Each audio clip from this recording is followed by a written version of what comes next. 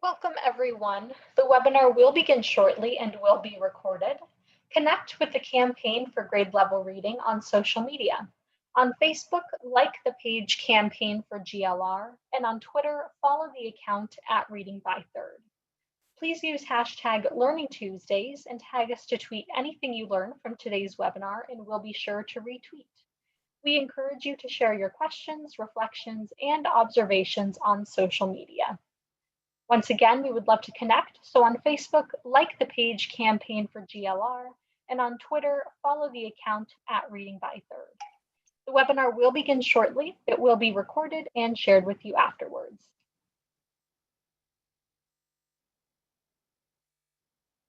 Once again, welcome to today's webinar. My name is Sierra Sanchez, and I will be behind the scenes helping to produce this conversation. I have just a few housekeeping details before we get started. First, we would love for you to introduce yourself, so please use the chat box at the bottom of the screen to share your name, city, or state, and your organization. Be sure to select both panelists and attendees so that we all know who is here. All attendees are in listen-only mode, but we encourage your engagement by posting questions in the Q&A box. We will dedicate the last portion of the conversation to respond to the questions you post. This webinar is being recorded, and a link to the recording will be emailed on Friday to all who registered. And we are streaming the webinar on our Facebook Live page as well. All resources that you see shared as links in the chat will be compiled and shared in a follow-up email to all webinar registrants, and materials are accessible on GLR's Community Learning for Impact and Improvement platform, aka CLIP. Please take a few seconds to create a free account if you haven't done so that you don't miss the bios, slides, and other materials from today's session. Finally, we'll be posting a brief on-screen evaluation during Q&A and highly encourage you to respond. This helps us with our commitment to continuous improvement. Finally, before we start, I would just like to call your attention to our upcoming GLR Learning Tuesdays webinars. Although this session today will close off our July normal sessions, we do invite you to join us next week for GLR Week 2021, July 26th through 30th, where we will be hosting a webinar every single day at this 3 p.m. Eastern Time section. Monday, we have a virtual gratitude reception. CGLR salutes our partners. Tuesday, co-sponsored with Education Week and hosted on the On24 platform, we have Meeting the Moment, Accelerating Equitable Recovery and Transformative Change.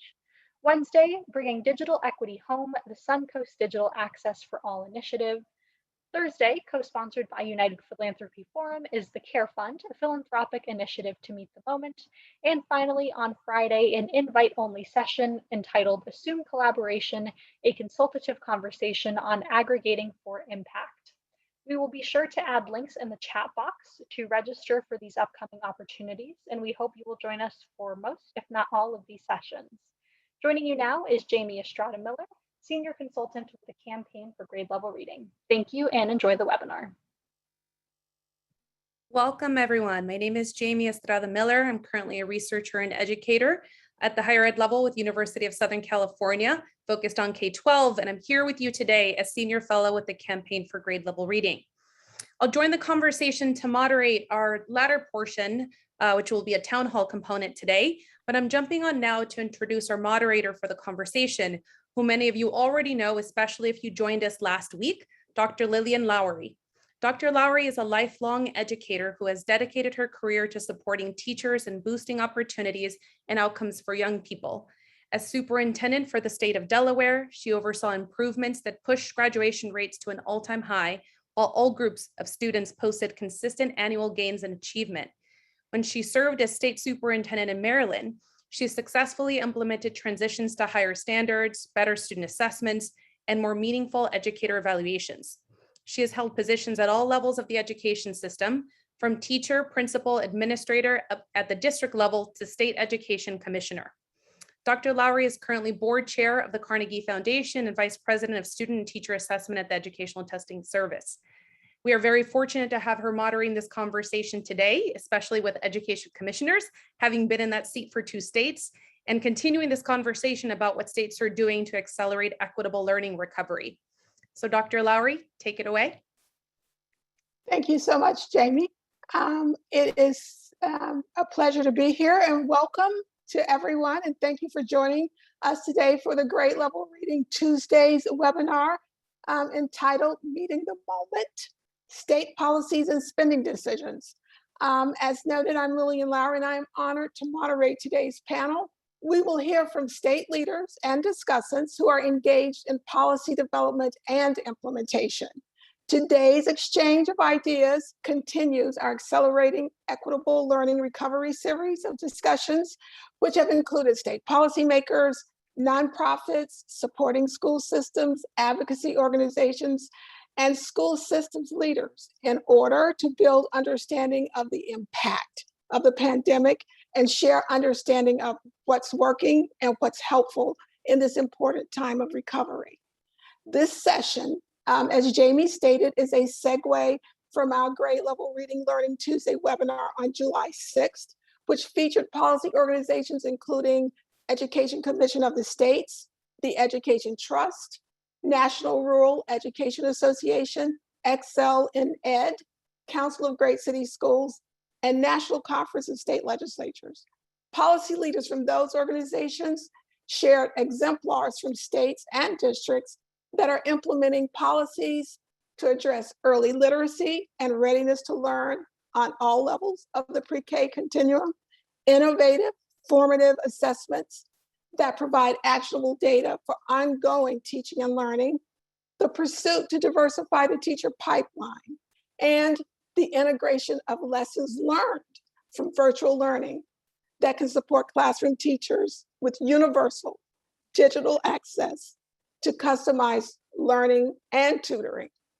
So we are excited to have a panel of presenters with us today who are actively engaged in shaping and implementing state policies and spending decisions firsthand.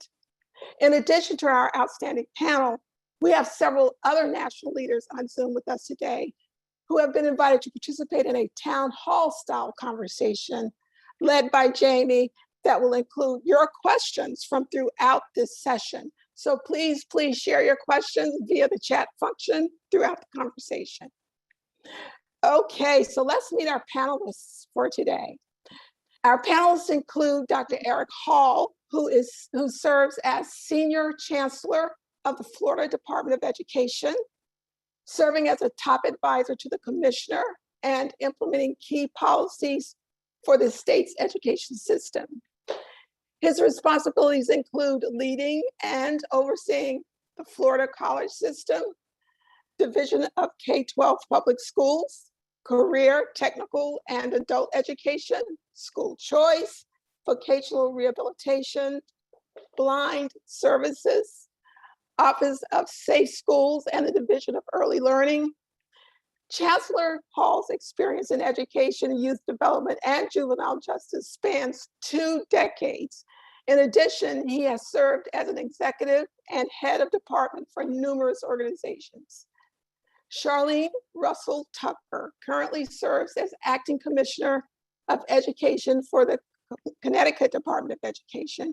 Prior to her appointment, she worked as the department's deputy commissioner, where she oversaw educational supports and wellness initiatives. She is a performance-driven and visionary educator who passionately promotes the interconnectedness of students' social, emotional, physical, and mental health as a pillar of positive school performance and life outcome. With a strong focus on equity and diversity, she focuses on school attendance and school discipline initiatives. And we have with us Dr. Penny Schwinn, who was sworn in as Tennessee's Education Commissioner on February 1, 2019. As Commissioner, Dr. Schwinn is committed to building on Tennessee's momentum over the last decade and plans to continue to accelerate growth through the state's strategic plan entitled Best for All, which focuses on high quality academics, student readiness and supports, and the state's strong current and future educators. Coming from a family of educators and committed to increasing access to an excellent education for all children, Commissioner Schwinn began her work as a high school history and economics teacher. Now, our commentators from whom you will hear after the panel presentations and discussions are Robert Hull, who joined the National Association of State Boards of Education in 2014 after a 40-year career in education reform, and currently serves as CEO and president of NASB. He led NASB's efforts on college, career, and civic readiness before becoming deputy director, and was then named NASB's president in 2018. In his role at NASB, he brings a wealth of classroom, administrative, and policy experience. He served as Putnam County's assistant superintendent for curriculum and instruction, overseeing early childhood education, federal programs, and community outreach. After becoming the state's associate superintendent of schools in 2010, he led programs relating to educator quality, early learning, career and technical innovation, federal programs, and policy development and implementation for the Common Core standards and assessments. Mike Magee serves as CEO for Chiefs for Change.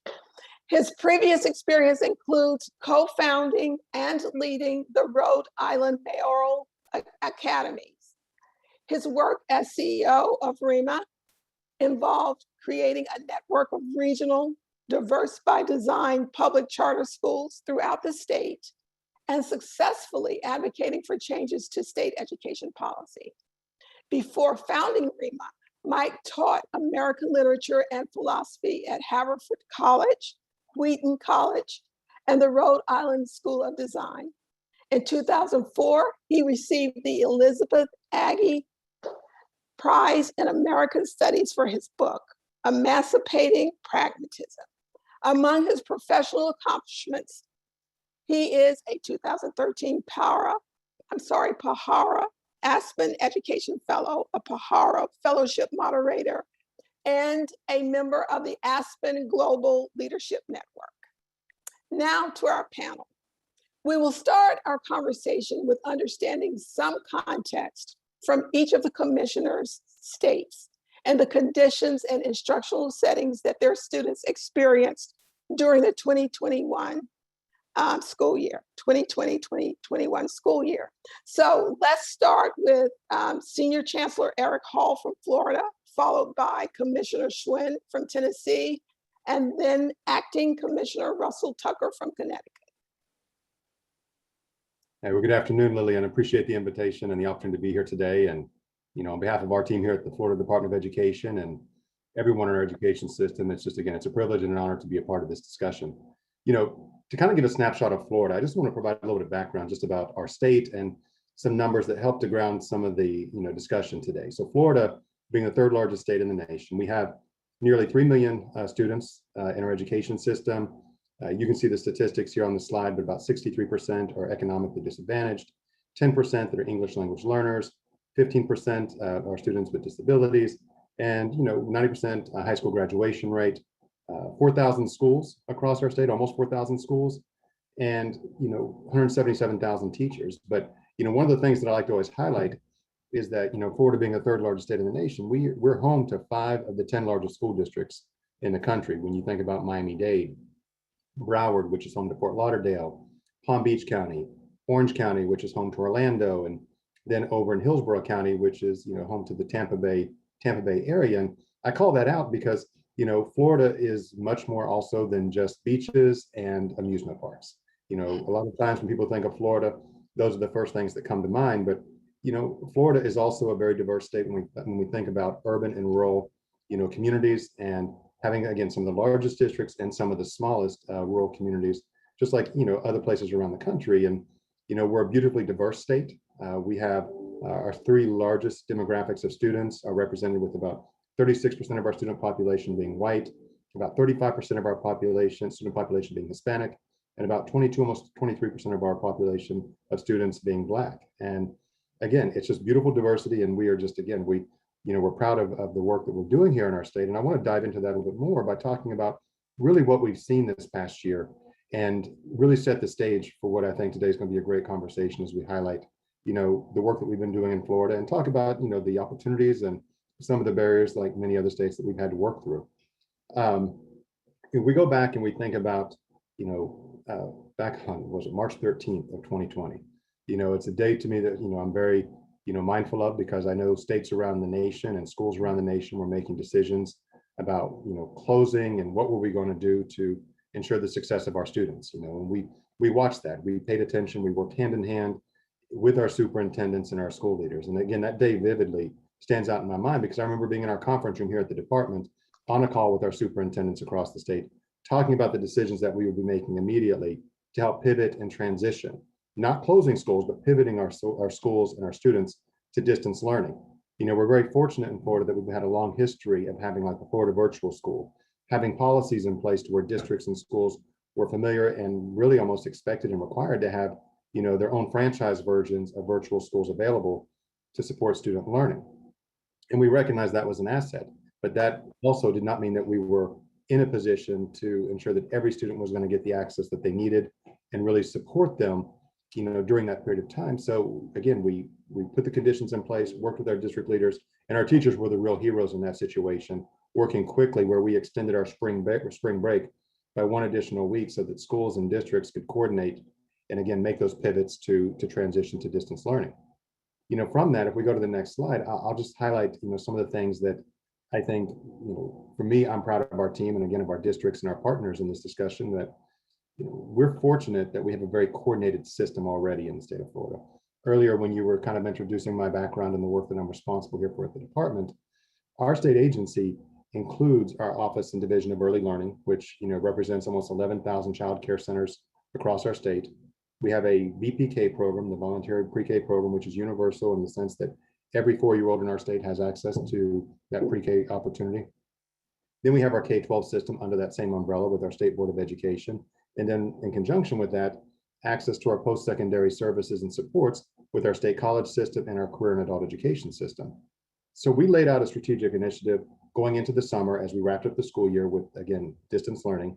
And then we made intentional investments and supports with our CARES dollars, which again, I'll get into a little bit later with our investment strategy. But we had this seamless ability to create a single vision from our youngest learners to our adult learners to make sure that we were going to set the conditions in place to get our learners back in front of the types of supports and services that they needed to really thrive and grow, both academically, but also the non-academic barriers that we know many of our students faced, whether that was going to be access to mental health services, the meals and the supports that we know schools provide, to students across our communities.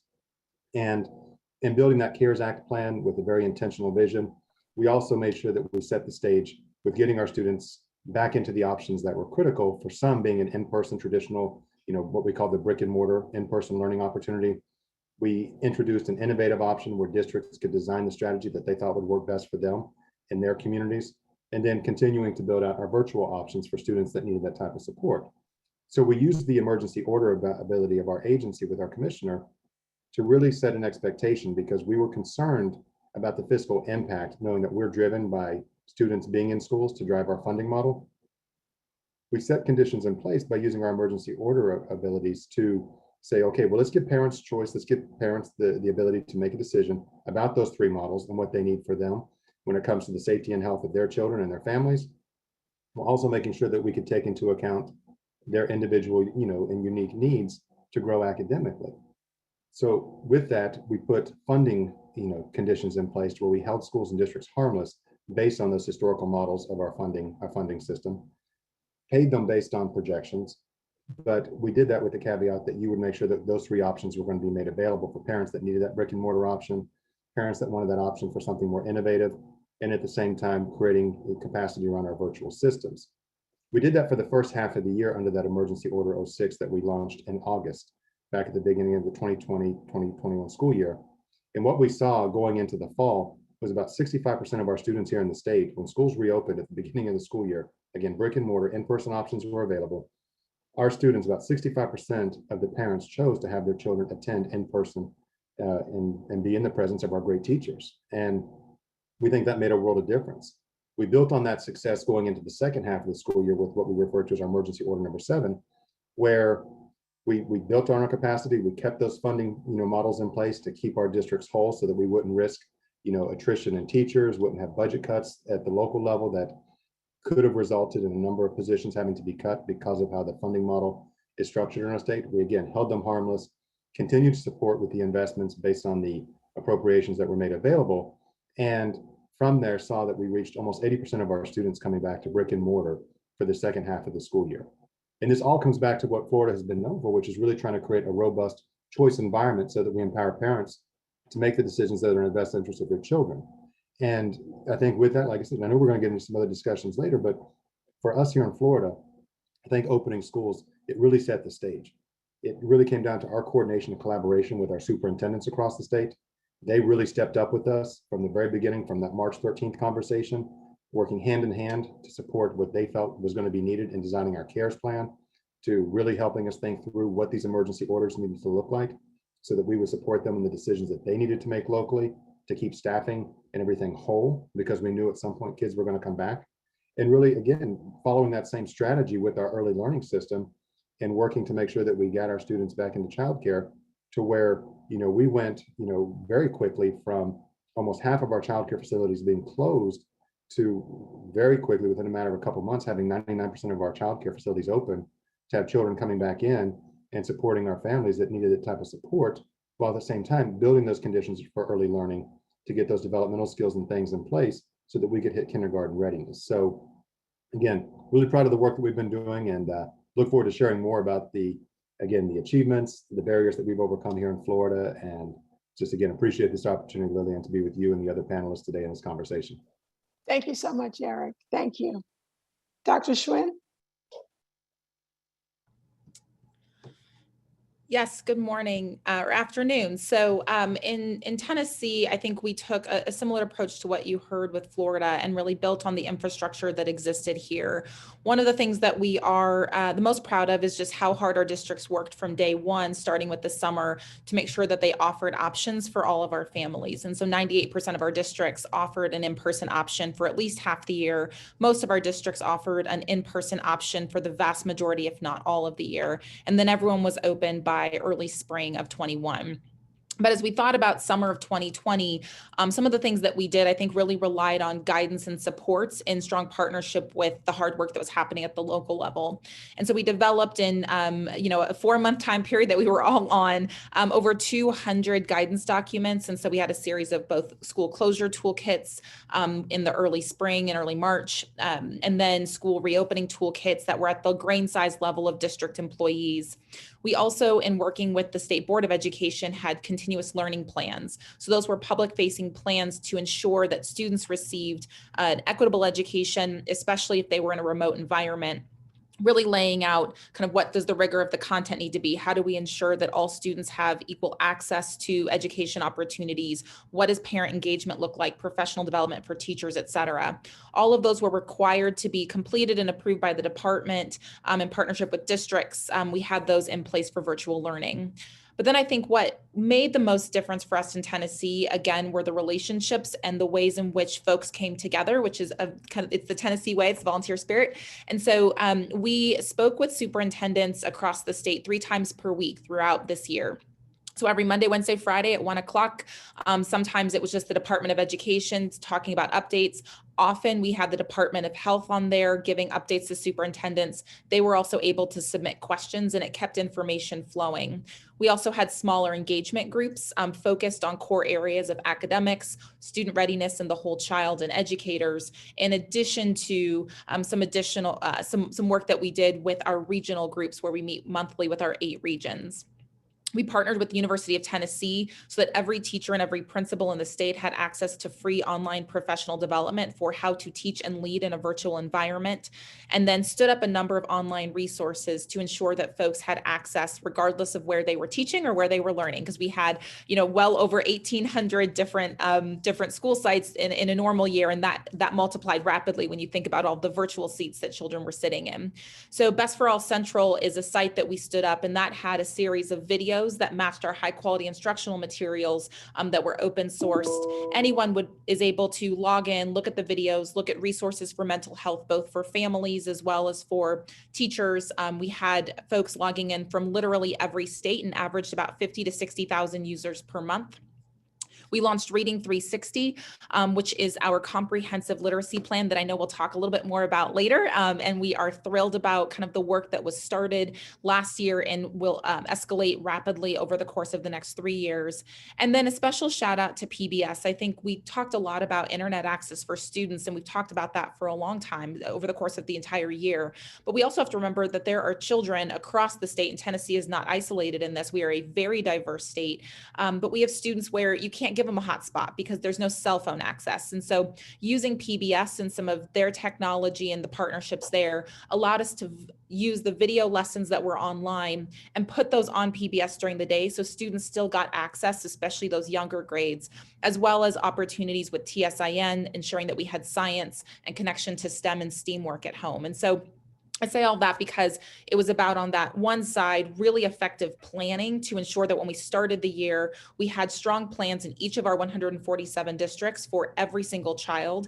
And on the other side, that the resources to ensure that teaching and learning was rigorous, and that we were still giving equitable opportunities by providing both video lessons, online resources, inclusive partnerships, et cetera, that made a big difference in terms of how we move forward. And the last thing I'll say is just our districts did incredible work. Certainly the state has a role for overall tone setting, strategic planning, and management, and how we move the entire state forward. But we have districts who are significantly, who are very, very large, like Memphis and Nashville. And then we've got districts that are under 500 students. And so when you think about the variety, both when you think about rural, urban, suburban education, as well as access and opportunity, I think this was a real time and place for us as a state to think about how we invest moving forward, especially going into this year, for rapid recovery on grade level teaching and learning, and certainly ensuring that every student is still on a path to achieve his or her individual goals and dreams. And so that will continue to be a focus in the state. Thank you. That's why you're here. You have lots of exemplars to share. Commissioner Russell Tucker.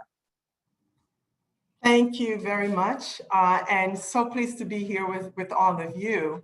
And so a little bit about Connecticut, being a small but diverse state, which certainly makes for a rich educational landscape. And you can see on the slide just a summary of information about Connecticut, but we have the privilege to serve over 513,000, and I call them beautifully diverse student body, representing racial, ethnic, linguistic diversity, and also with varying abilities. And our students were served in 205 districts by over, you see, a combination of 110,000 educators and school staff. And like my colleagues before me, last March, when COVID started to spread in Connecticut and across the country, March of 2020, with our governor's leadership, we made the very difficult but necessary decision to cancel in-school classes for the year to protect the health and safety of our students, our educators, and staff.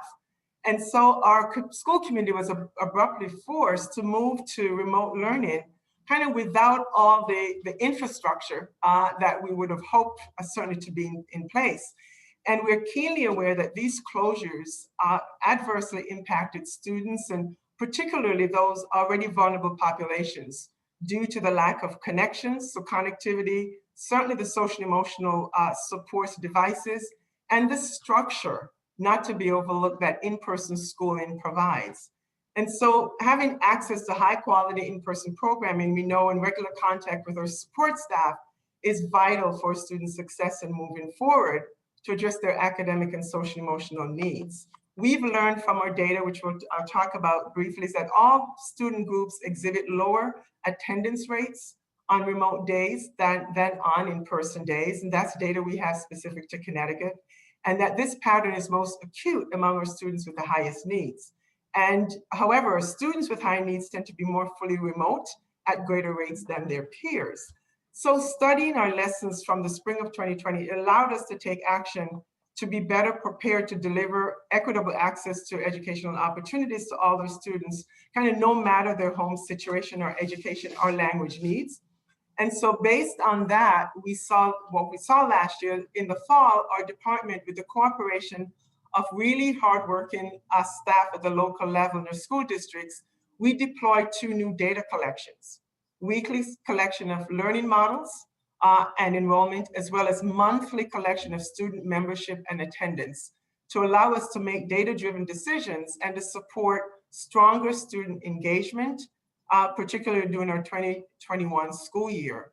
And we were able to deploy this data collection, transparently available, interactive maps on our website, where you could see the learning models. And on our slide, you'll notice how we've tracked in-person learning for the entire year. And as you see, the ebbs and flows really are connected to how the virus, right, the positivity rate of the virus and what was happening in response. However, so the data systems allow us to target interventions for our districts that are in need of increased support, and to support families as well, as much as we were able to do that. And so by the end of the school year, we were really pleased and really proud because of all the hard work, that no district was fully remote. And as you can see from the slide, 86% were fully in person, and the others operated in hybrid learning models. And so recognizing the importance of in-person learning for social, emotional, and mental health supports, we're really very pleased with that effort, the statewide effort in getting this done. And both my 2 colleagues talked about the collaboration could not have been done without what I call our best-in-class collaboration between the department, between public health or local districts. We were meeting since August 4th on a weekly basis with all these stakeholders, public health or epidemiologists, the Department of Education, and hundreds of stakeholders, being able to get real-time answers to questions and support when it was really tough going throughout the year. So really thrilled of where we landed in our state, and we'll talk more about the funding and supports that are necessary, and the work that we continue to do in Connecticut. Thank you so much, Commissioner. This has been great to hear from people in the field who are implementing this work every day. As Commissioner Schwinn said, you set the tone and tenor of what happens in schools, and then collaborate with the people who actually touch kids every day in the schools and districts. So though this past year has presented significant challenges, the participants in the grade level reading webinars have heard from many educators that this time has also catalyzed significant learning. So what are some of the major shifts in your thinking about education for all children that have taken place over the course of this pandemic? Beginning with Commissioner Russell Tucker, followed by Commissioner Schwinn, and then Senior Chancellor Eric Hall. Please share your perspective with us to give us a sense of what you have learned by finishing the following sentence stem. I used to think, and now I think. So I appreciated that prompt, taking some time to process how to finish that statement. And actually, for me, it was an affirmation that I used to think or believe that social emotional well-being of our students was important, but the pandemic has highlighted just how critical it really is to underpin their academic and life success. It highlighted, as I alluded to before, how foundational social emotional well-being of our students, not just our students, but our educators and families are, in pulling that together to support student outcomes. And one of my personal mission in my career has been ensuring students access to education and to get to and stay in school, and really addressing what we always like to refer to as the non-academic barriers to learning. And so issues around school, family, community engagement and attendance, health and nutrition, and again, social emotional well-being are imperatives because we cannot expect our students to learn, much less thrive, without support in these particular areas. And so we've been able to focus on things that we were focused on before, like the social emotional learning that we had established, the components of social emotional and intellectual habits for kindergarten through grade 3, prior to the pandemic, and we're now in the process of developing those for the later grades. We're now able to, though, with the resources we have, to get even more hyper-focused, even during the summer, on the social emotional aspect for kids, and really using the summer to say, in just not about academics, but how do you get out and play, have fun, right? Re-engage with your colleagues, re-engage with others in order to be able to be ready as we go back into school. So we've actually worked very hard to make sure that we continue and really augment our efforts around social emotional well-being. It's impacted how we look at teacher evaluation, where we've actually made a shift to focus on social emotional learning and well-being in that space as well, as I said, because of the critical nature, and working with partners. So everyone that's touching students and families to make sure that they're a part of that. So I go back to the affirmation. I've always known it was important. In the voice of a student that says we're all experiencing one trauma together. So we really need to all be engaged in talking about it and doing what we need to do in addressing the issues. So we've used our resources to make available to our districts a strength-based assessment, the DESA system that we're working with as well, making that available to our districts. We've used our Accelerate CT website and spaces to make sure information is out there, and continue to make sure we're augmenting the social, emotional, and mental health supports, again, for the entire community, in order to make sure if those things are not met, we don't believe that we can accelerate learning the way we need to as we go back to school. So those are really areas of focus for us. Thank you. Yeah, so, I appreciate the STEM too. And Lillian, you know me well enough to know that I'm going to make an edit to it. So it is, if it's, I used to think, now I think it's, I used to think about kids. Now I know we need to act for kids. And one of the things that, before the pandemic, we've always known that achievement gaps existed. We've known that we've needed to address many of the concerns that exist when students come to school, and we want to ensure that we've done everything possible so that they can access that high quality instruction in front of them every single day, that they have a teacher in front of them every single day with really strong materials, and that we're benchmarking their progress so they're on a pathway to success in their future lives. Like we've known that to be true. And what I have experienced, and I think we all do, is we talk about it a lot. And right now we have an opportunity to act on it. We have funding to be able to act on it. And so while a lot of the achievement gaps and things that we talk about a lot certainly have been exacerbated and accelerated in terms of conversations, I think about kids. What is our mindset in terms of how we approach this? We need to start planning on behalf of children to ensure that all of our investments are 100% laser focused on students, on children, and what is going to move them forward. And then how do we act? How do we actually do the things that we've been talking about? Because what we know is that it's really hard. I think about literacy, which is my great love and passion, and I will spend as much time as possible thinking about it and doing things for it. It's really hard to teach a child to read. And we know that every single child has the possibility of reading on grade level by third grade. And too few of our children are able to do that at this time. But we have billions of dollars being infused into the system right now. And we can use those funds to invest in students so that we are thinking about what this means for them and their potential and their futures. So we are planning for what that will mean for them when they leave us. And we are actually doing the thing that we've all been talking about for decades. This is the moment to do that. And so for me, in terms of what I've learned, it is that I have a golden opportunity, just like every single school leader and parent and community member in this country right now. And I desperately hope that we do not waste it on behalf of every single student across our great country. It's a tough one to follow, Commissioner.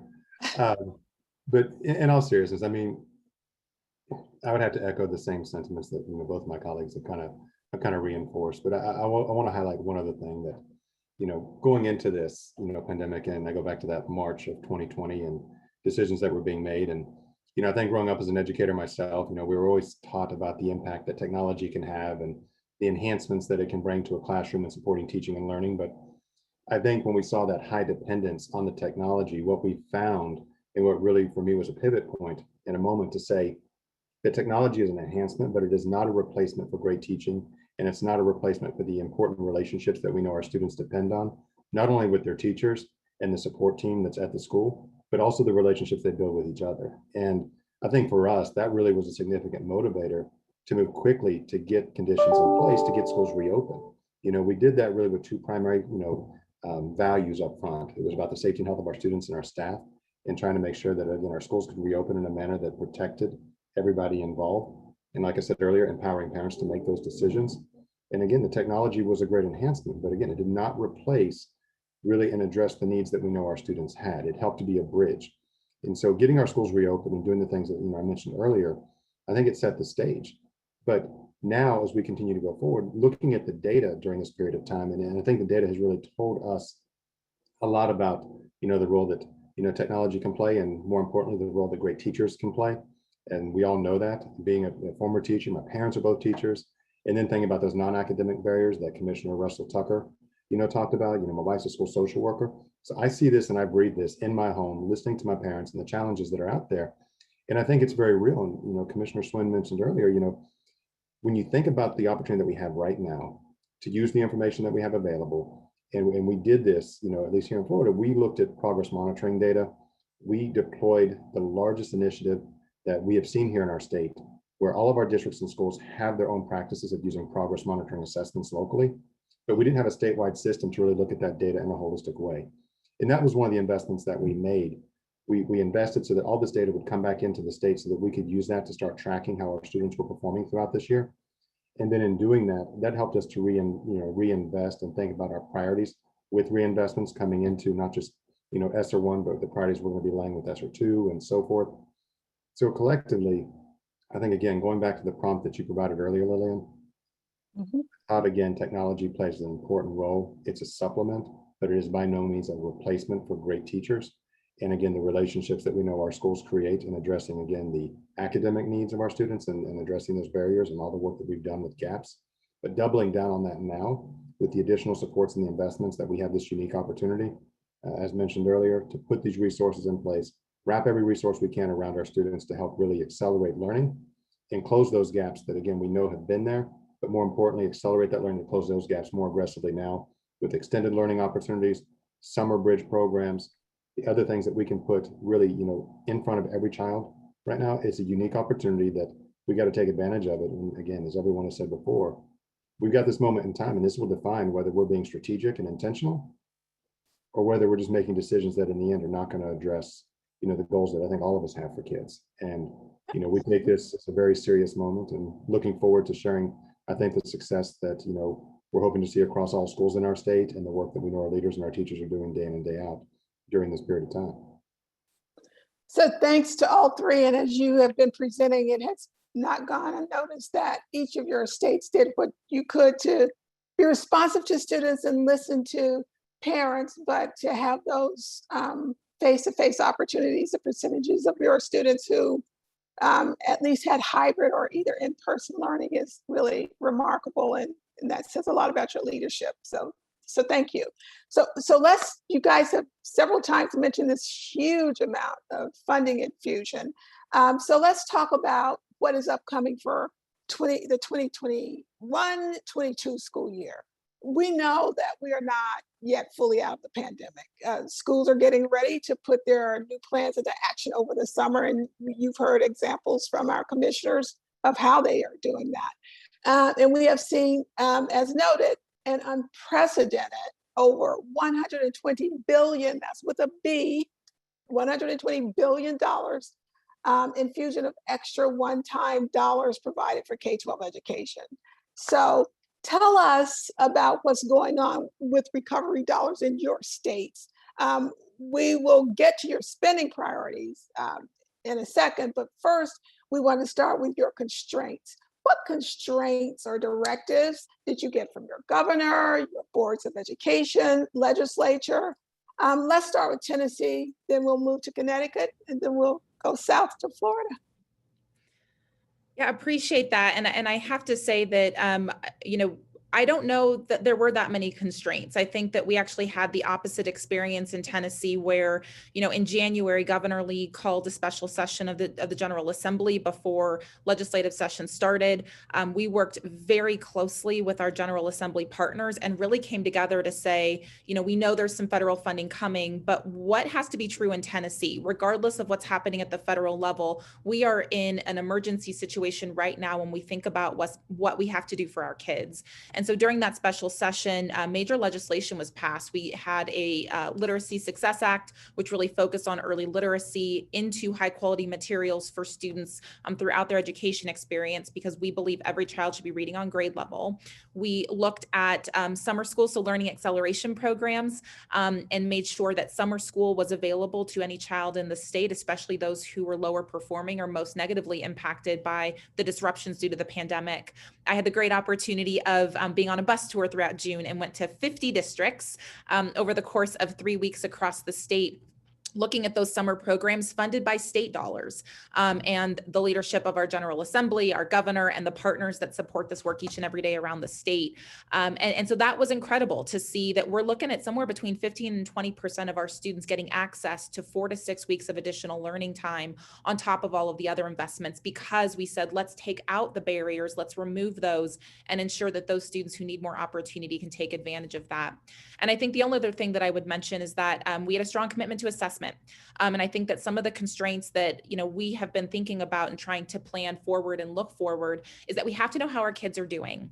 And I know that assessment is a challenging conversation, and it brings out all sorts of feelings and thoughts from lots of folks. But at the end of the day, I'm the parent of 3 amazing children. My eldest is a 3rd grader who took her first state test this year, and I cannot wait to get those results back. I don't get anything early just because I'm the commissioner, so I'm waiting too.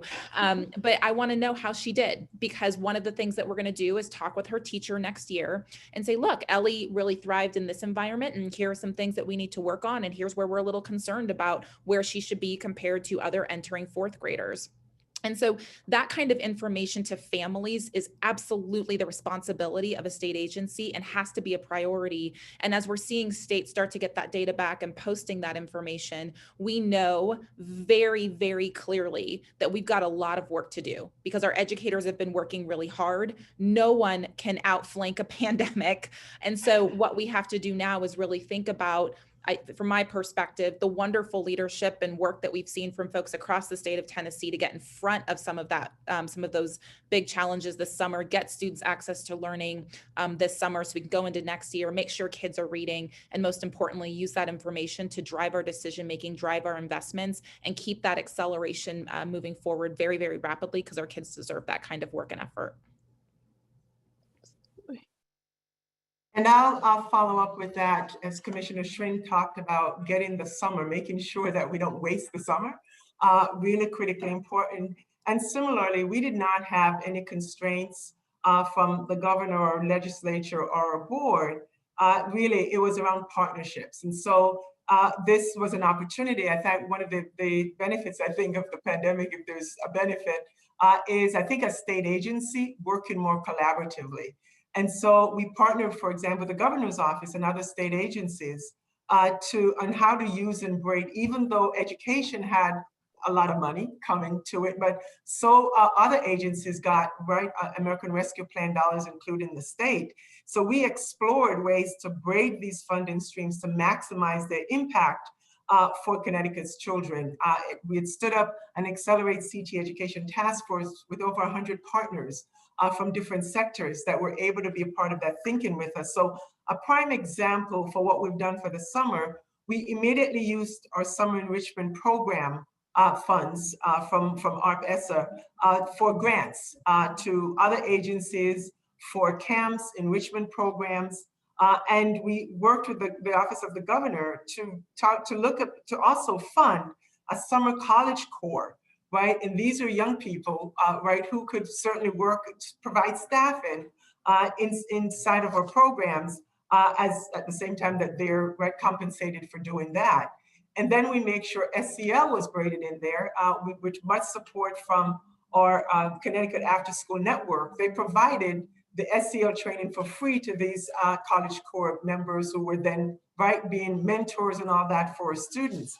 And if that wasn't all, right, the state was able to put ESSER dollars at play to be able to pay for free attractions and museums and all of that for our kids, that our kids 18 and under 18 could go to for the summer. So when you connect the enrichment opportunities with what our schools were also doing, using their federal dollars for summer learning and summer support with enrichment programs and free museums, it really allowed us to realize the learn every day, everywhere across Connecticut for our families, where resourcing is not a barrier for them to be able to have access to all these opportunities. So I believe that all of us work together as facilitators to ensure that our students really were not left behind, and we can work together with hands-on approaches in this work. So that's how that we've been able to do that.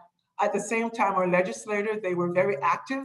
So we have a lot of legislation as well that we will need to implement, addressing literacy and some other key areas of work, which will also be about the business of implementing this summer and moving forward as well.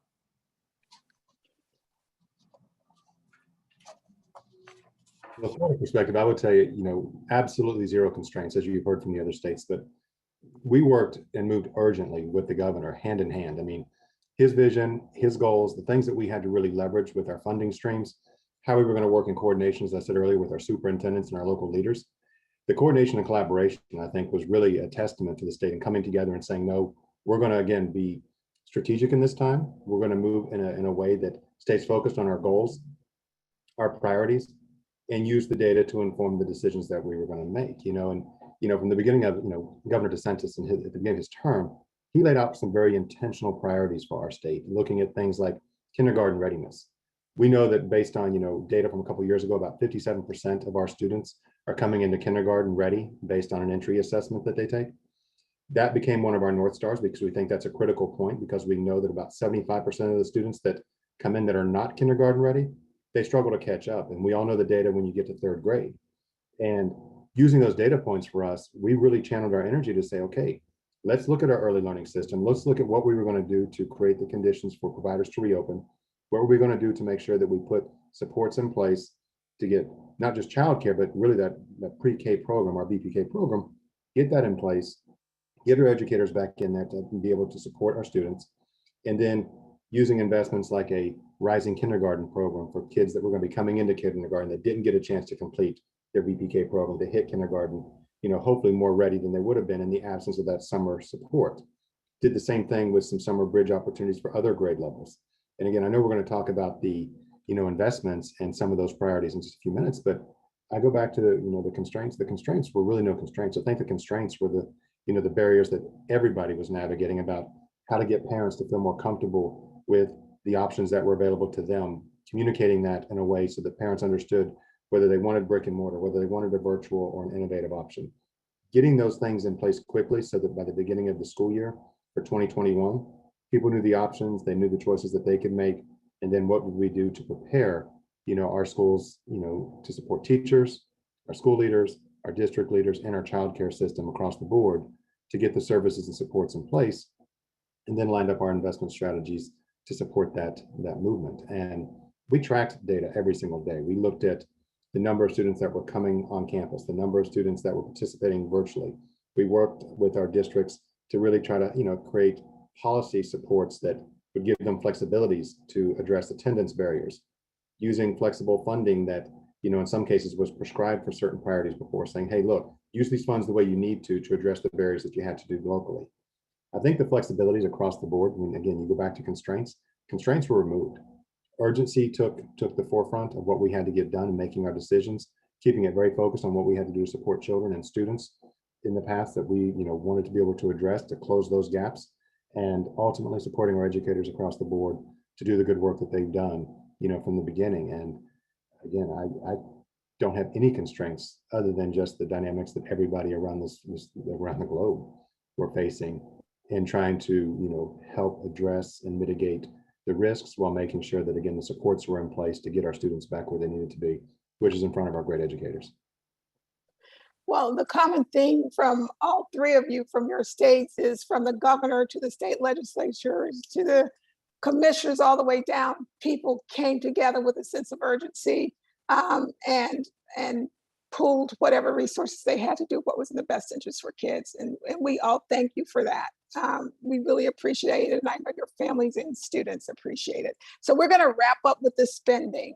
Tell us about your spending priorities. What are the top 2 or 3 investments that you and your state are making, and tell us why those investments? We will start with Chancellor Eric Hall, and then we will move to Commissioner Russell Tucker, and Commissioner Schwinn will sum it up for us. Thank you.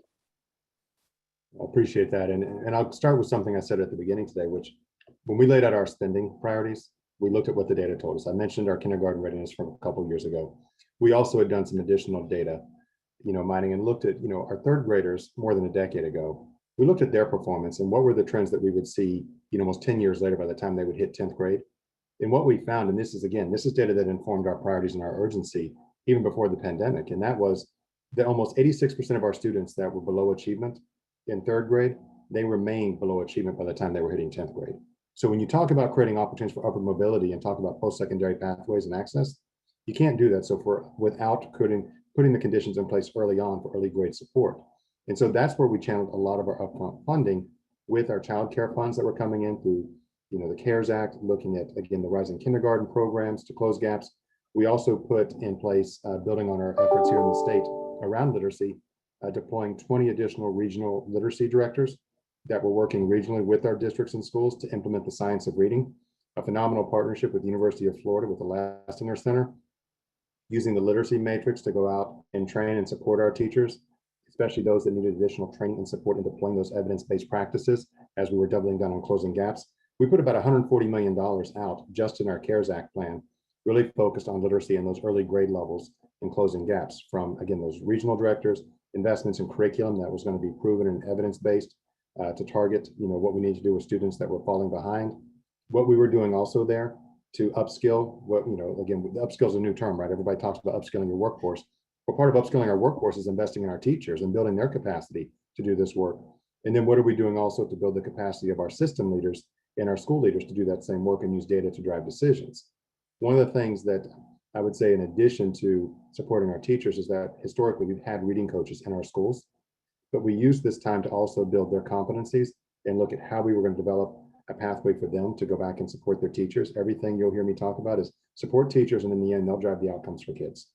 And that's really has been, I think, our core focus during this time. A couple of the things I'll highlight with our investment strategies that I think really defines how we approach this, from early learning to using data with progress monitoring. Like I said, a system that we use to capture data from all schools across the state to really monitor that information almost monthly to see what additional decisions we needed to make with our regional literacy directors, going out and supporting schools and districts with implementation, looking at the summer bridge programs, and then also making sure that we didn't ignore some of those other barriers that we know students were facing, and especially those that were in these periods of time of almost like isolation from their peers, and putting resources to support mental health services. We worked hand in hand across multiple agencies in our state to have a coordinated effort with, improving access to mental health providers, whether that was going to be in-home with telehealth, whether that was going to be providing supports at the school sites. We saw, opportunities really bridge with getting more supports in the schools with, again, providers, but also building out capacity with our school social workers and our counselors. And those were priorities that, again, became, I guess, more accessible with the infusion of money. But I would also say that we recognize that even before the pandemic, because we've been increasing funding for expanding social workers and school counselors over the last 3 years with, $75 million 2 years ago to put into our system to expand that access, to where even this year with our current state budget, we put $120 million in to put, again, more support systems in place with school counselors and social workers. So I think that balanced approach and how we've laid our vision out there about closing gaps, accelerating learning, doing what we have to really address those two primary benchmarks early on, which is kindergarten readiness and 3rd grade reading, putting our supports in those areas by building educator capacity, using data, getting our system and our school leaders in place to be able to, again, support that work, and then coordinating and collaborating across the board from everywhere here in our office, with the department, down to our regional supports that are in place. And again, wrapping our arms around not only our students, but more importantly, really our teachers, who really are the direct impact on our students, and building that educator capacity has really been our North Star this year. Thank you. And so I'll certainly jump in, starting at coordination and alignment, so critically important. I like to remind folks, of the 1.1 billion ARP funding that came to Connecticut, 90% directly goes towards school districts. And so not to be lost, so we established 5 priorities. And so not just for ourselves, but for our districts. Really, that was an iteration of not just the last set of funding, but our ESSER 2 as well, our ESSER funding, so that there's a through line between all the funding sources, and it's not about let's stop here and start again. So that was really important. So we established 5 priorities that is guiding all the work. Learning acceleration, academic renewal, and student enrichment. That's kind of the first big bucket. The second is family and community connections that we've talked about how critical that is. The third is social, emotional, and mental health supports of our students and our staff. The fourth, strategic use of technology, staff development, and addressing the digital divide. And finally, building safe and healthy schools. So that was the theme of what we said. This is our expectations for districts and how they are spending their resources as well.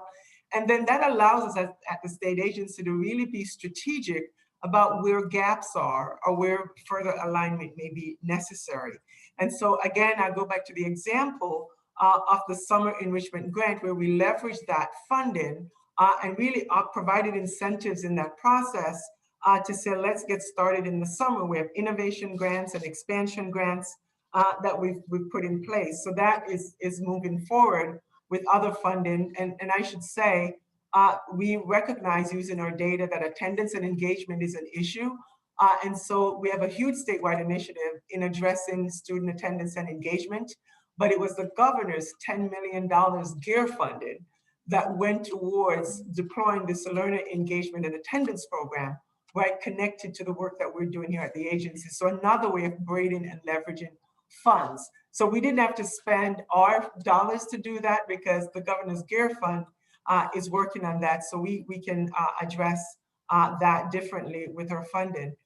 The other big bucket ideas, so those are 5 major priorities, but the issue of the enrichment program is very important. Model curricula is one, statewide model curricula is one that's very important to us. So in addition to having legislation requiring us to do it, it is a priority that we're utilizing funding that way as well. And we've done some contracts to deliver statewide online curriculum courses to our districts. So we're trying to make sure, even though they have resources for those things that we can provide at no cost to them, that they're able to do that as well. And I talked about the grants, that we have a list. And thank you for whomever is putting this in the chat, because I know the link is there so our participants can take a look at that.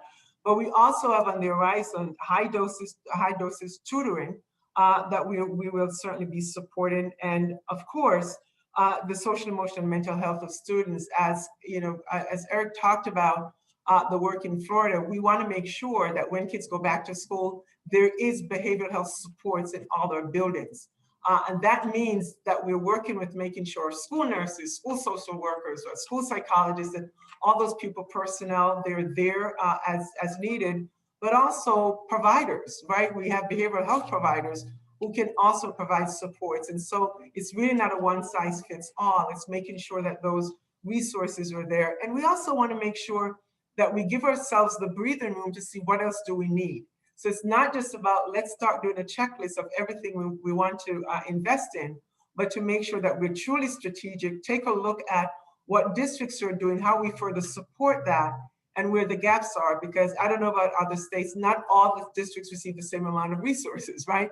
So there are those, some of our largest centers that have a lot of resources and some not as much. So we also have to be strategic as how we assist our districts in that way as well. But I'm really pleased, folks can look on those links to see where we are, and the fact that we're also having districts to share their best practices with others, right? So as they're doing spending and investments, that information is being shared. We just stood up what we call Spark Innovation webinars. And so we're taking information to give our districts a spark of innovation. If you've not thought about this, here's something you can think about. While they are developing their ARP-ESSER plans, there's some Spark innovations so they can learn about what, not just in their state, but what others are doing and how they can benefit from that through their planning.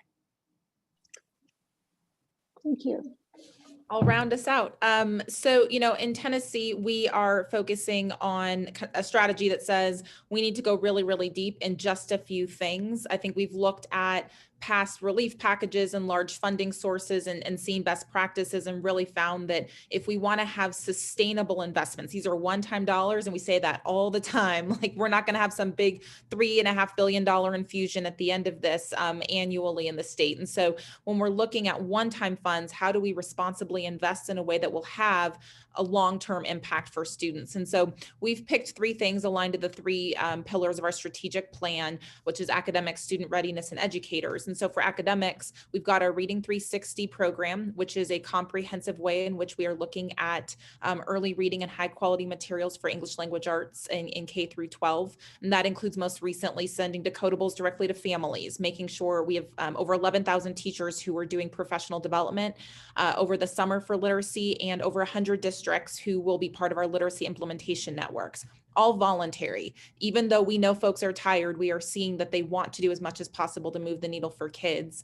And partnered with that is our tutoring program, the Tennessee All-Core, which is part of our special session legislation, and that is high dosage tutoring for students. We're doing matching dollars for districts. It's 3-to-1 ratio. It's 100 hours every year for students in English language arts or math, and it's making sure that we give multiple years of recovery support for children who need it. And so that's when we're thinking about academics.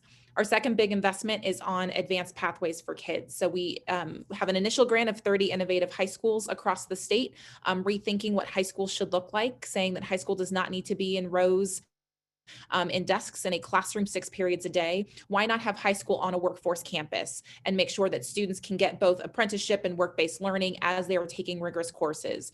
With Niswonger Foundation, we have AP Access for All. We realize that many of our rural students in very small schools, there isn't scale to afford a number of different teachers to teach all of these advanced courses. So now we pay for 4 dual credits, and we offer free AP classes for any child that they can take online. And so what are those advanced pathways to ensure that students have every opportunity opened up for them, so that whether they live in Mountain City or Memphis or Chattanooga or Tullahoma, they each can take advantage of whatever it is that will lead them to the careers of their choice. And so we've got a massive investment in that advanced pathways work. And then the third is on Grow Your Own. When we think about diversity in the teaching profession, which has got to be an equal priority with filling vacancies. And we know that, and there was a question in the chat about how do we make sure that we have enough teachers in front of every child every day. We have to make sure that that's a priority. It was an issue before, it's absolutely going to be an issue now.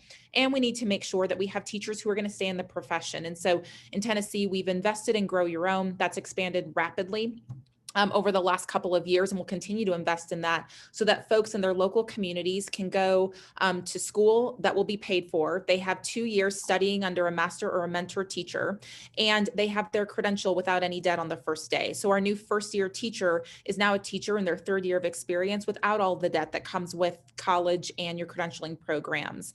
We're also doing the same thing for things like special ed and ESL endorsements, because we know those are big vacancy areas and high need areas in our state, paying for teachers to be able to go back and get those endorsements so that if we have a surplus of elementary school teachers, for example, we can repurpose some of those extra teachers into high need vacancies.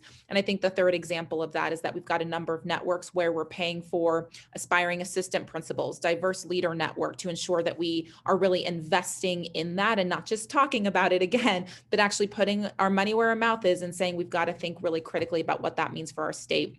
So those 3 things, literacy and tutoring, advanced pathways, and then Grow Your Own, are our investments. What I will say though in that space is that all of us in our state agencies are facing the constraints around, we've got 1 year to encumber the funds. So unlike districts that have multiple years to spend it, we have to have every grant and contract and dollar awarded within 1 year. And anyone who's worked in a state agency knows that there is some unicorn that all of us are going to have to find to make that happen. So that is just not how states work. So we're working really hard on that. I wanted to throw that in because I didn't last time, and hoping that we get some flexibility to be able to ensure that we can very strategically invest the dollars and don't feel rushed to just get money out of the door so we don't revert. That is not what we need to be focused on. But I think to the last thing I'll say is to the point that we've made earlier, that these are all the things that we have control over. The majority of our dollars go directly to our districts. We believe deeply in local control and that local communities make the best decisions for their students because they're the ones that they see in the grocery store every day. I don't see 1 million kids in the grocery store when I go. So I think we have to as states really think about how we incentivize that focus on kids. And so we'll have Best for All districts, and we are pretty unapologetically incentivizing those investments that we think will move the needle for kids and accelerate learning. And those are more access to grants, more funding. It means creative operational solutions like fast passes for reimbursement. So if you are a Best for All district, you get to the front of the line for your reimbursements because we're a reimbursement state, paperwork reduction, bonus points for future grants in years to come, et cetera, et cetera. We want to make sure that there is no stone unturned and really thinking critically about how we support districts to do the things we know they want to do, which is what's best for kids and moving achievement forward, and that we as a state are really keeping it simple and focused on the things that we know will move the state forward. So everyone's investing in the same way and we are all rowing in the same direction. 4 years from now, we should be in a much better place than we otherwise would have been. And that's really the goal, maximizing student achievement and making Tennessee a better place to teach and learn. Excellent. I know that we could not have chosen 3 better representatives for states, and each of you is doing amazing work. Congratulations. So stick around because now we're going to transition to the town hall portion. Jeimee Estrada-Miller, Senior Fellow with the campaign, and a few other colleagues will join the panelists in a discussion and Q&A. Acting Commissioner Tucker, Commissioner Schwinn, and Chancellor, I'm just going to go with Chancellor, Senior Chancellor Hall. Stay with us, and thank you so much for your leadership and your sense of urgency to ensure that our children and their families get what they need, and the educators who teach them. Jeimee? Ditto, Lillian. I'm hearing urgency, innovation, flexibility, and a lot of really concrete, great ideas with resources that our folks can understand and grab onto. So thank you for that. I am going to invite for this portion, if you have questions, I know we've gotten a few in the Q&A, we'll incorporate them as we can. We're going to kick off the conversation with reflections from our additional commentators, Robert Hull, President and CEO of the National Association of State Boards of Education, and Mike Magee, CEO of Chiefs for Change. Robert and Mike, you can start us off and then we'll go into Q&A, but tell us your reflections about the spending plans and priorities that you're seeing across the country. We've heard deeply from 3 states. What are you seeing as trends across the country? And we'll start with Robert. Well, thank you for inviting me to be a part of this great conversation. And I think that originally the question was, what shows promise and what's showing concern of what we see happening across the country. I would simply say what you have just heard in the last hour is showing promise. This is not just the stories from Connecticut and Tennessee and Florida, but we're seeing this same type of excellent conversation, excellent work across the country. So kudos and thanks to the 3 chiefs that presented today. Thank you for exemplifying the great work, not just in your state, but it's happening across the country.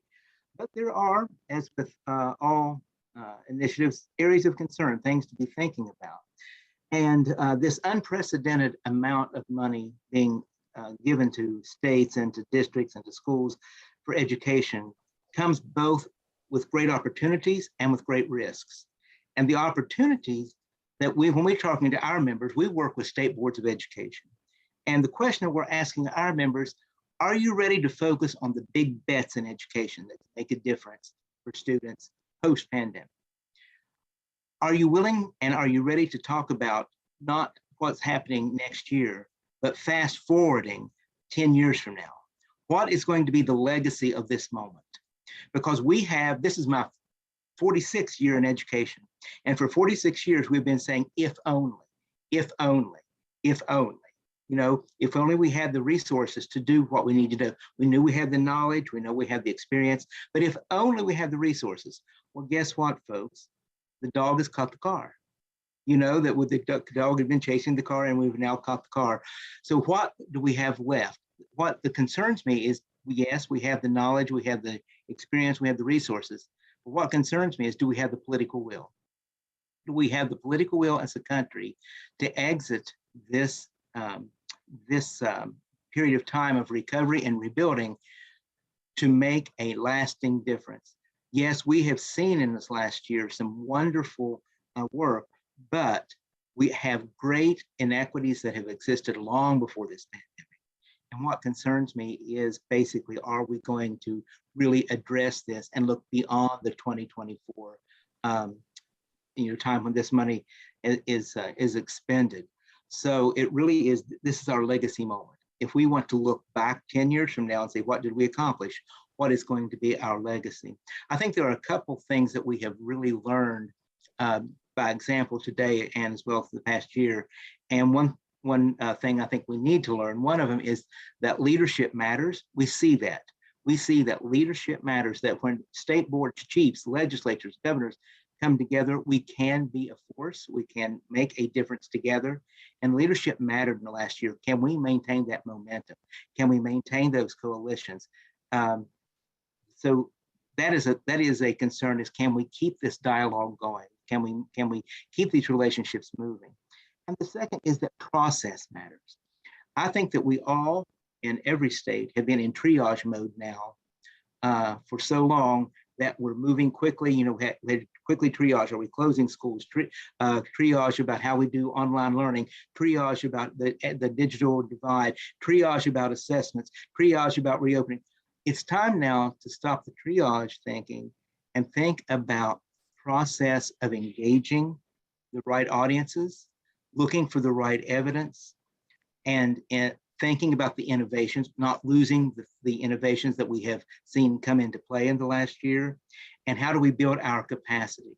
So I think it's time to stop thinking necessarily in triage mode, but do we have the right stakeholders at the table? Have we involved our parents enough? Have we involved our civil rights organizations enough? Have we involved everybody that's out there? We have not had time to do that in triage. But now is the time to pause and make sure that we have the process right moving forward in terms of engagement. So there are lots of other things I was going to say, but quite frankly, the three chiefs said it for us. They said all the things that showed promise and have concerns. So they made our job easier here. So Mike. Well, thanks so much. I am likewise honored to be here with these three powerful state chiefs. As we mentioned at the outset, I lead Chiefs for Change. It's a organization that supports about 36 systems leaders from around the country, urban school superintendents, and state education chiefs, as well as all of the emerging leaders who've come through our Future Chiefs Fellowship. We've had about 40 people come through that program, and 21 of them have become chiefs of large systems. So when the pandemic started, we pulled all of those leaders, about 70 leaders, together in an ongoing community of practice. Collectively, that group served just about 20 million of the nation's 50 million students. And we have kept that community of practice going throughout the pandemic, and it continues today. It's given us a real vantage point on how systems are responding to the pandemic. And in particular, just the extraordinary lift that you've heard about today by SEAs around school reopening, now certainly around learning acceleration. We've gotten to see so much ingenuity brought to bear on challenges, for instance, around access. But what I've been most impressed with is the way in which well-led SEAs have, in all aspects of their guidance, continued to have a clear perspective on quality. That was important before the pandemic. It's never been more important. And I think we all know that without research, without assessment, not working can look and feel a lot like working in the short term. It's pretty easy to convince yourself that certain things are going to work for kids. In the long run, you can't hide from young people not being prepared for college and career. But in the short run, in fact, you can. And the reason I mention that is because that's the reason, to my mind, that SEAs play such a critical role in bringing clarity to these questions about what the evidence says, about what we know works for kids, and about what's likely to work in a moment that does, in fact, require a great deal of innovation. One of the things, as I reflect on what we've heard today, that really struck me is we heard quite a bit about the Herculean efforts that SEAs and LEAs stood up to get students back to in-person learning. A lot of that is, in fact, related to early literacy. I think we've seen during the pandemic that there were some very innovative approaches to virtual learning that in fact expanded access to quality learning for many kids. Certainly some of our members in Chiefs for Change took advantage of the virtual space, for instance, to expand access to AP courses for Black and Brown children and other historically disadvantaged children. That was powerful, and I think will have long-term positive impact. We also, I think, learned, if we're just being candid and honest with each other, that early literacy is very, very difficult online. And we certainly saw our members responding with a lot of urgency to get young students back in person with their teachers and their peers, so that the promise of smart science-based approaches to early literacy could be fulfilled. I think that's, again, even more important now as all students are coming back in person and we're thinking about accelerating learning in those early grade levels. Last reflection I would have is, we've thought a lot about how to spend these dollars smartly. To me, it falls into two buckets. One is if there are one-time investments in infrastructure that you believe are going to have a major long-term impact on student success, now is the time to make those investments. Second is if you have innovations that you think are worthy of long-term state and local support, now is the time to try those innovations out and build your case for long-term support, federal support as well. If based on, again, the research and evidence, you as a state chief or a district superintendent believe deeply in a particular approach, there's never been a better time to go for it, to prove it out, and as part of the process to make your case for long-term sustainable funding for those efforts. In doing that, of course, you want to avoid sort of creating foolish fiscal cliffs within your own system. And that can be easier said than done. So one of the things that we did at Chiefs for Change is build out a tool that allows all of our members, and in particular district superintendents, to understand completely what the different revenue streams from the federal government are right now, what the sources and uses are there, how they can be leveraged, and then how in every possible evidence-based practice that has a positive impact on kids, you can use those funds wisely in a sustainable way. So I think that's been quite useful. SEAs are obviously doing an enormous amount of fiscal guidance to school districts that I think is very valuable during this time as well. So I'll stop there. Plenty more to talk about, I know, but I'm just continually inspired by chiefs like the ones we're honored to be with today. And of course, happy to participate in the rest of the conversation. Thank you, Mike. And just to point everyone to that resource Mike spoke about from Chiefs for Change that's in the chat. I want, to close out our conversation, we don't have too much time left, but I did want to point to two important long-term issues that you've all raised. And so when I think about people and process, and first I'm thinking about people clearly there are sectors across our country are facing challenges with hiring and sustaining talent. And we know that the workforce issues in education are acute.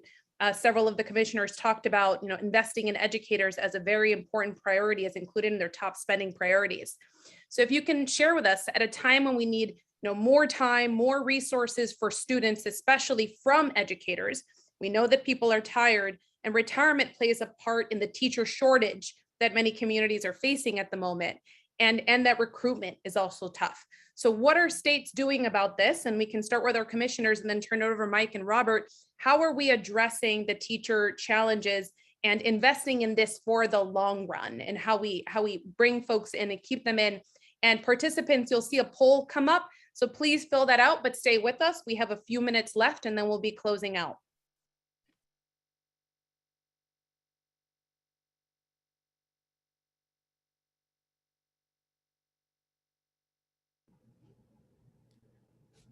So I'm happy to jump in. I think that I was trying to give him some wait time.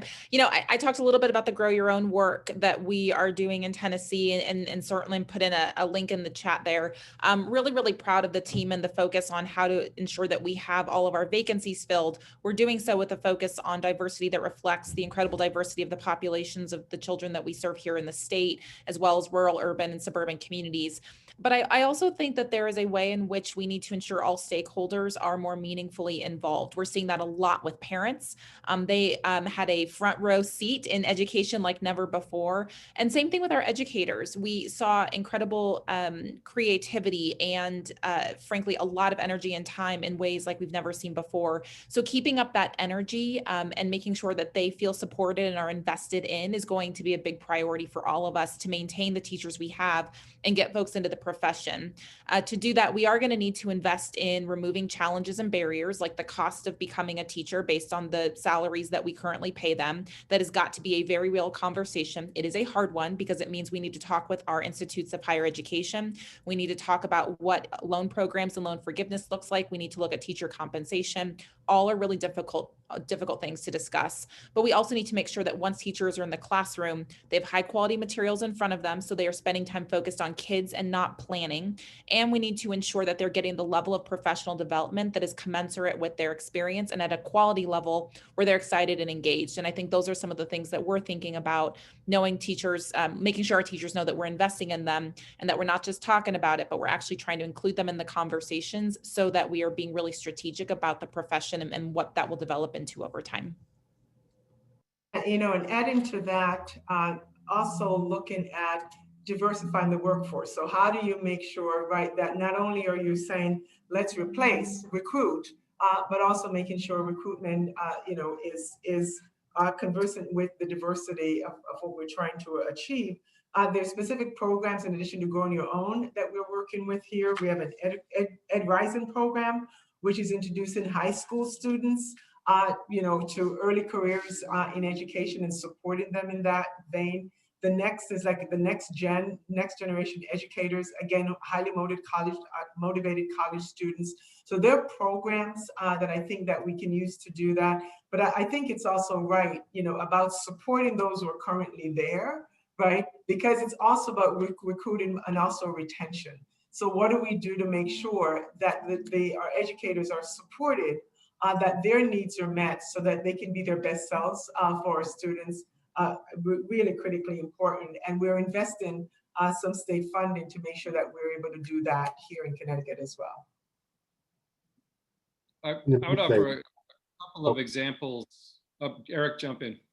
I'll be real quick. Sorry about that, Mike. You know, just from the standpoint of Florida, you know, one of the things that we did just even before the pandemic is that our governor had put in place a $500 million state allocation that was going to be part of our general revenue. That's a recurring allotment of funds to raise teacher salaries in the state. So we went from being somewhere around 26 to where now our starting teacher salaries, you know, are among some of the top. And that was about recruitment on the front end, raising everybody's salary that was not at that point, of getting them up to that minimum here in the state. We worked to increase that another 50 million under the current budget. Again, these are recurring dollars. And that, you know, helps to address at least getting people into the pipeline. And then on top of that, what are we doing to work with our schools and our school leaders themselves to continue to build that capacity for professional development, getting our school leaders, because in the end, we all know this in business, that, you know, school leaders make a big difference in the culture and climate of a school and how teachers feel connected to the work and want to continue to serve in this important mission.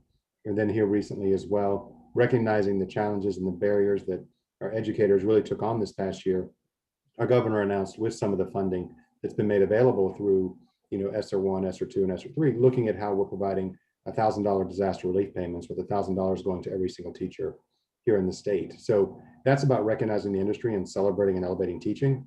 And we're going to continue to look at, again, those recurring funds, again, the $550 million now that's part of that allocation to ensure that base salaries have come up. And we'll continue to look at that as we go forward. Sorry, Mike. Thanks, Eric. Just a couple of things I'd point out, and you've heard a little bit about it already. One, I think this is a moment where federal funds can be leveraged to think about improving and increasing teacher compensation, and you can do it in a responsible way. And if you're going to do that, you've got to be thinking about it relative to teacher quality, teacher diversity, equitably serving historically disadvantaged students. Don't do it in the abstract, do it with a purpose.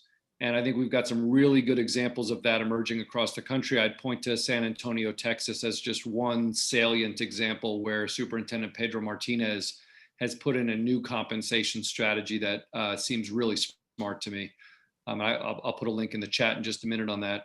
The second one is we have to acknowledge, and we've certainly seen our members acknowledge, the extraordinary stress that teachers and staff in general have been under over the course of the pandemic, and we've got to do something about it. And just as one example, I'd point to the fact that many of our members have partnered with Pure Edge Foundation this year. They have a free program for teacher and staff self-care that's evidence-based, thoughtful, and again, free. And I think that's mattered in a lot of different systems around the country as a gesture to teachers that you understand the stress that they're under, as a way to give them some strategies for managing their own stress. And not the only example, certainly, but I think a smart one. Well, I know I could sit here and listen to you all, and we still have a lot of folks that have stayed on the line to listen to this conversation. Thank you all so much. I'm going to invite Lillian back to close us out. We will get all of these resources in the recording to you. But Lillian? I just wish everyone in the nation could see this video. You guys have to get it out there and put it all over social media, because it speaks to the thought, the compassion and the courage that our leaders have, who are leading these states, and those who are, like the National School Boards Association, hiring or certainly supporting them. And like Chiefs for Change and Mike, I know that organization well, and they do all kinds of professional development and support to ensure that people have what they need to be successful. So many thanks to Grade Level Reading for making this a highlight of the webinar, and thank you all for all that you do. You really make a difference. Thank you. Thank you, everyone. And join us once again for GLR Week next week, where we continue the conversation, especially on Tuesday with Meeting the Moment, Accelerating Equitable Recovery and Transformative Change, with several national leaders that will be joining us. But thank you all, and you'll be getting all of these wonderful resources from us soon. Have a great afternoon. Thank you, Jeimee. Thank you. Thank you.